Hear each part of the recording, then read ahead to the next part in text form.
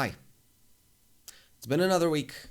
I've just been talking for 10 minutes and I just realized that I wasn't recording. So I'm probably going to give you the short one. Again, I know. Fun. So what's been new? I spent the week pretty much learning everything. And I mean everything. So I spent a couple of hours figuring out the webcam because the software for it is terrible. And it doesn't save the settings, so I had to find the right program, but the company has 5 programs and then it still wasn't saving properly, so playing around with it even more. I think it's going to be a good topic for a quick, I'll try a little video on tutorials, no BS or stuff like that. I'm still trying to think of a good way to do it, but I haven't found a single good source on how to do it online. So that was quite infuriating because it's the most used camera overall. And yet I had to go to this unknown weird ass forum to find out that it doesn't save the settings and that actually a lot of people are having trouble with it. It's just that nobody writes it online so others can read it, right? I also reset everything about the microphone, or as much as I could, and the surroundings. So I figured out the best way to put it, the best angle so it's not popping too much and I'm not breathing air into it, which is a terrible sound. And since I figured that out after I had my first recordings ready, I had to redo all of them, which, if you know me, is incredibly infuriating to me. I get infuriated quite easily. So that was another few hours spent recording it, but then I was finally happy with what I had. Then I learned how to clean it up, mix it, so play with the different popping sounds and a lot of small editing like that. Because even though I can speak well, I still have these weird little noises in the back of the recording, which are mouth noise, it's called. And it's this. I've been speaking about it already last time. Next, I had to figure out why my microphone was doing this weird buzzing in the background. So I tested it in multiple PCs, with multiple USB ports, with multiple cables, all these different things that I had to test just to know the best recording setup that I could do. And it's actually not recording on this PC. I have a separate notebook that I have to use so that the motherboard of this PC isn't doing some weird interference, because I think that's what it is. But there's also partial interference going on with the mic itself or the cable. I have no idea if it's a ground loop or something else. It's just so many things that could be wrong, and it seems like it's a combination of multiple ones. So I was just tearing my hair out at that point. So that was another day, let's say. And then by Friday, I finally learned enough how to use my voice, let's say, because I figured out also that I was using too much, I was overdoing it with the character voices. I wanted to do emotions, and instead I was doing caricatures. So I had to relearn how to breathe, how to sequence the sentences so I can breathe properly, how to not run out of air, how to not trail off at the end of the sentence, like this, if you know what I mean. How to enunciate properly, so doing a lot more with my mouth than I'm used to, just so it sounds that extra bit good in the recording, which is what I am doing right now. So even though it looks on video, it looks like I'm really trying, if you don't have the video accompanying it, it is actually necessary for the people to not have to use extra mental power to try and figure out what I'm saying. So a good, clear, enunciated voice looks silly, but sounds, in pure sound, it is what you want, for example, in radio and stuff like that. And then adding emotions on top. So practicing that, listening to a lot of tutorials, finding a lot of videos, because for some reason it's not as common and popular a topic as I thought it would be. There's Roger Love, who is great at it, but he has singers, and actually it turns out that for voice actors the biggest channels have maybe 100,000 views per video. But for singers, that's where it had multiple hundreds of thousands, and that's where I had to look. Like all these little interviews, because of course he's never going to give up everything in one video. But as they talk to him, he always lets a little hint or two slip by. And if you gather them all, that's where you can get proper value without having to pay anything, because it's there. You just have to spend the hours looking it up. And then putting it all together. So recording it once more, being critical but not too critical, because that's my biggest problem, where I'm never satisfied with the results. And then trying to figure out how to do it best, properly. Then editing it, mixing it, mastering it, putting it together, cleaning it up, because that took me a lot of time, because I was really pedantic about every single noise that I heard in there that shouldn't be in there.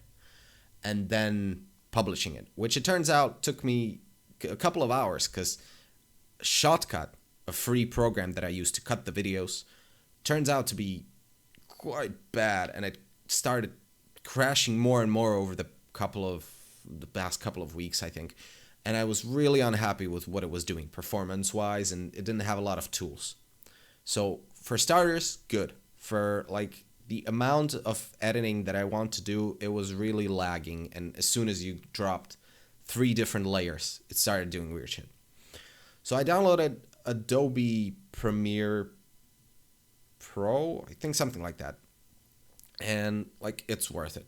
Definitely. It's so easy, and it's got these like keyframes, and like easy cutting is just hours of frustration saved.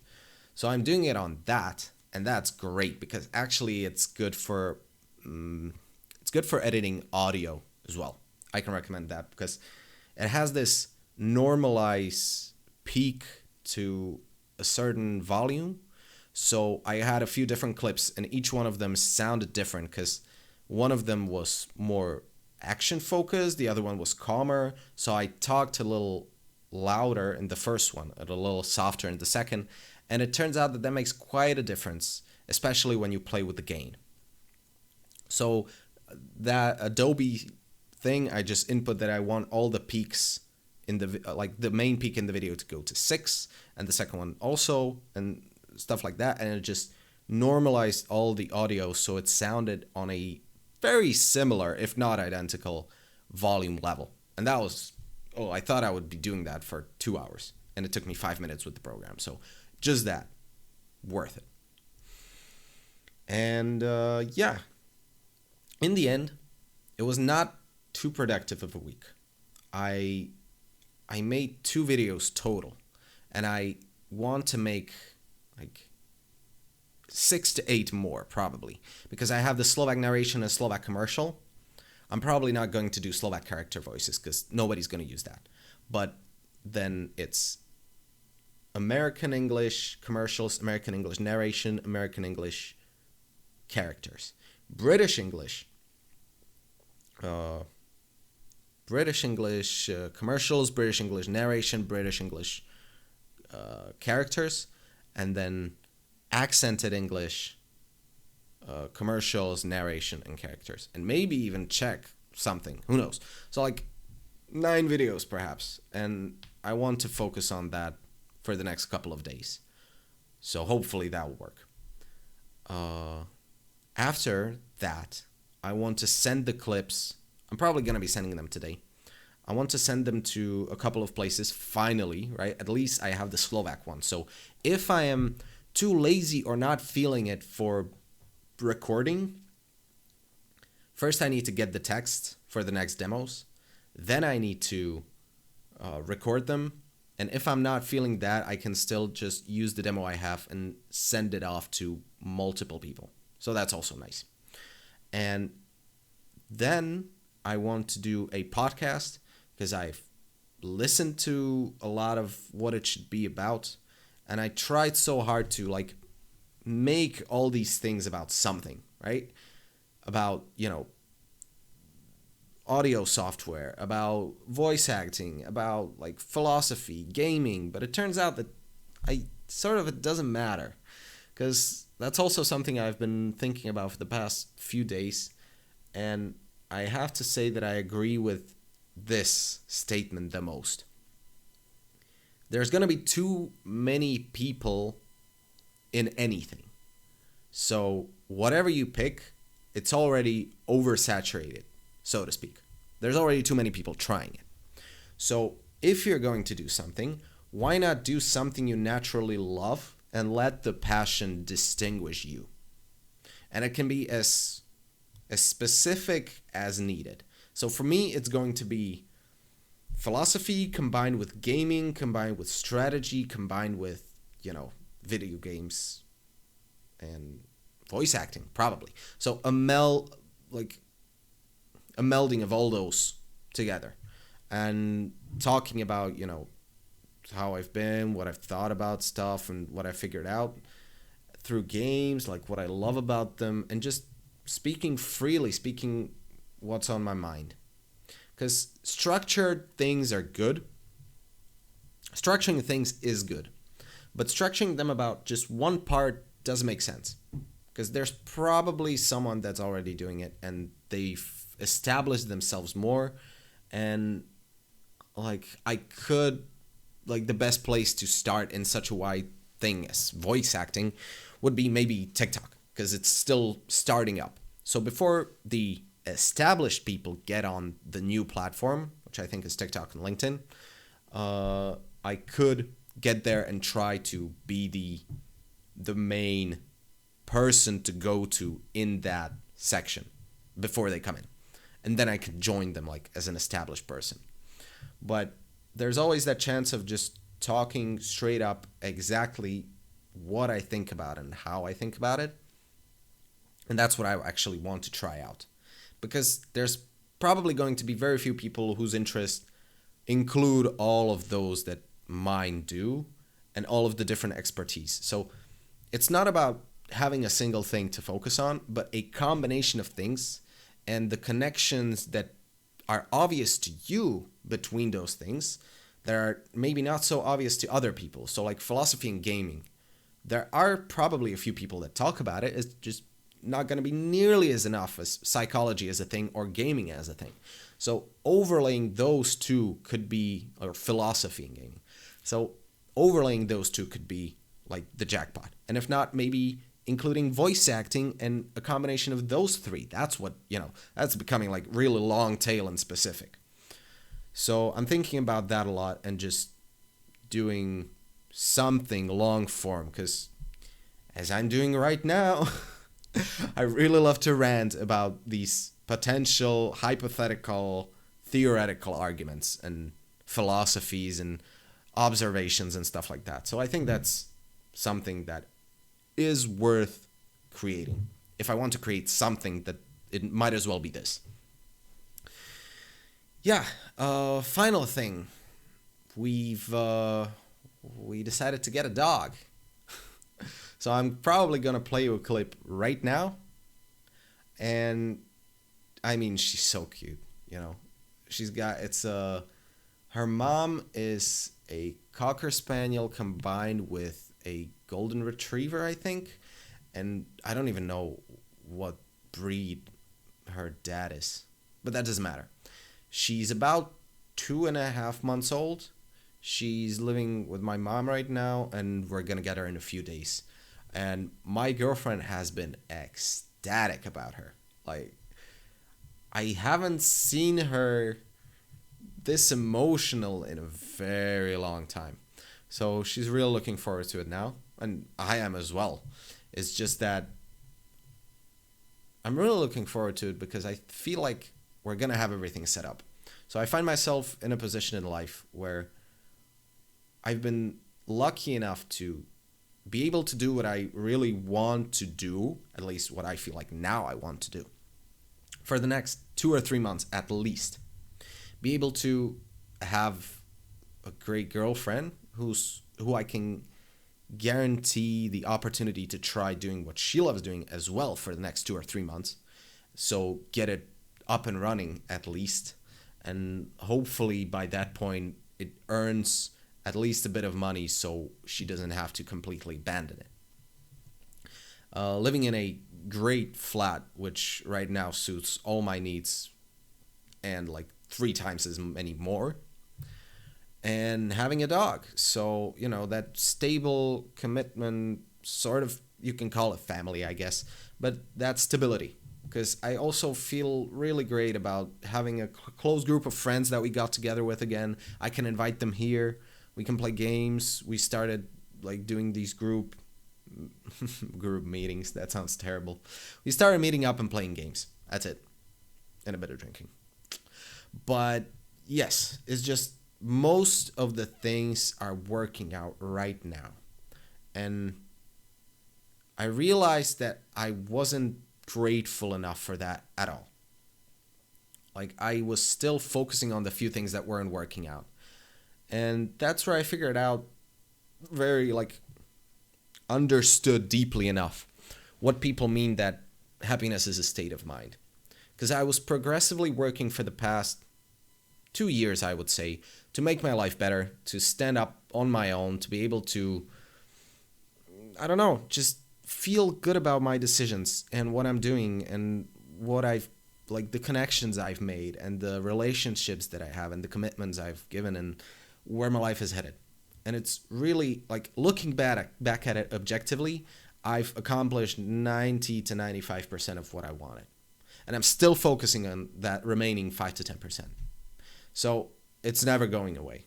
Like, if I'm always going to be looking at the bad things, I'm probably going to be looking at, the leaves falling in heaven and still thinking that, oh my God, that's so terrible. So I've come to the realization that it's going really well and I need to be really grateful for this time period. And it's a longer process, but I can say that with enough time and focus dedicated to realizing that and being grateful for it, like forcing myself to be grateful for it, I would say, it's actually a lot easier to make it a habit, to just feel grateful and not stress about stuff. The best example I can give is last year we were trying to attend an event where I was helping a lot with the program, and I was really frustrated when it wasn't working out and the organizers weren't giving us enough information and stuff like that. But this year it's worse, and at the same time I'm feeling a lot calmer about it because we met with them afterwards, after the realization part, I would say, and it was just a lot better. Like, I was happy to talk it through, give context. We figured out that there was a bit of a miscommunication between our team and the organizers and stuff like that. It's just overall so goddamn nice to be like the positive one in the conversation, which I haven't been in so long. I've always been criticizing shit. So, man, I recommend forcing yourself to gratefulness. It sounds like the worst thing, but it's been so great once it started working. Might not work for you. I don't know, but it's worth trying. So that's about it. I'm going to probably get a few texts so I can work again. Yeah, on the practical side, I haven't made more than $100 this month. No. I made 20 on Fiverr. That's going to go through tax, so maybe 15. I've made about 150. All right, I made about 150 in translating, tops. And that's about it. So this month is really an investment, I would say. That's how I'm taking it. I haven't earned much, but I've learned much. Wow, that was poetic. Yeah, so it was really worth,